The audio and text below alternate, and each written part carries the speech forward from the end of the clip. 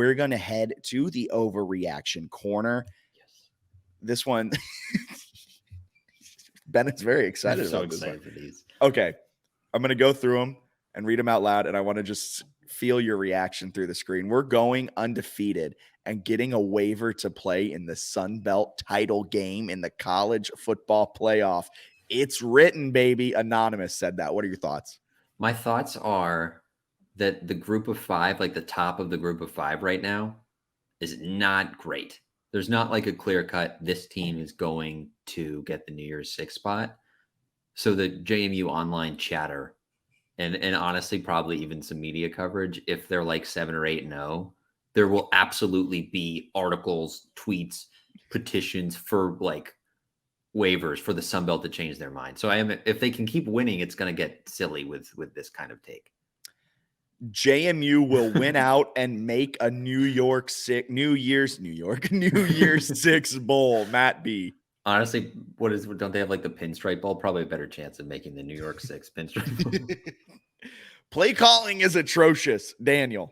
I don't know if this is our Daniel or another Daniel, but I love it. Yes and no, right? They got some room to improve, but I don't know. First down play calling is atrocious. 65%. That's fair. Throw it a little more. When will the rest of the Sun Belt believe, particularly the other fan bases, not necessarily the opposing players and coaches? I love the little amendment to it. When will they believe? Well, actually, not the other teams, just the fans. I don't think they'll ever believe until JMU wins a championship. It is funny though, right? We had the Troy boys on and they were talking and they're like, look, like you guys have a good team, but you haven't quite arrived. Like you got to beat us in our hostile environment that I guess gets scared off by rain. I don't know. It's like, I do think there's a little bit of doubt still where it's like, oh, they're solid. It's like, no, JMU's really good. If they beat South Alabama, ooh, like I'll go over the top with it all. Also, the West, any fan base from the West should just they can't talk. Be very quiet. Shut up. What kind of division is that? ULM, really cool. You're the CAA. Get over it.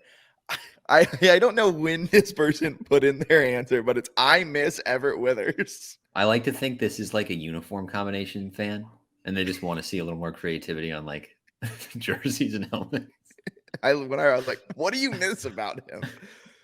Bold predictions. JMU chokes a 21-plus point lead at some point this season, and Barnett wins the quarterback job back by the end of the season. Anonymous.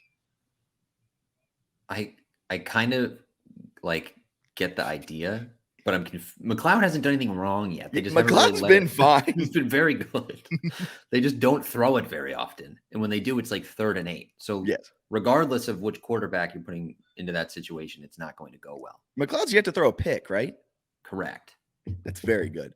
And our last overreaction, swimming in the deep end, ponds on fire, regardless of how sloppy that game was. Wow. Keep ponds on the 2 deep. Patrick McGrath. This one I put in specifically for you, Bennett, just so we can hype up your boy. Keep him on the 2 deep. Put him at starter. Also, it sounded like, so he had that big hit, right, where he busts up a screen. And it sounds like the announcer said that he could also reach 22 miles an hour in practice. I don't know if Dollison can do it too, if they got signals crossed. I'd love to see those two race. We've only seen Dollison get 1 touch for 3 yards. Pons has barely played now, but maybe they could do like a hype video where it's just the two of them like slow motion running the 40-yard dash.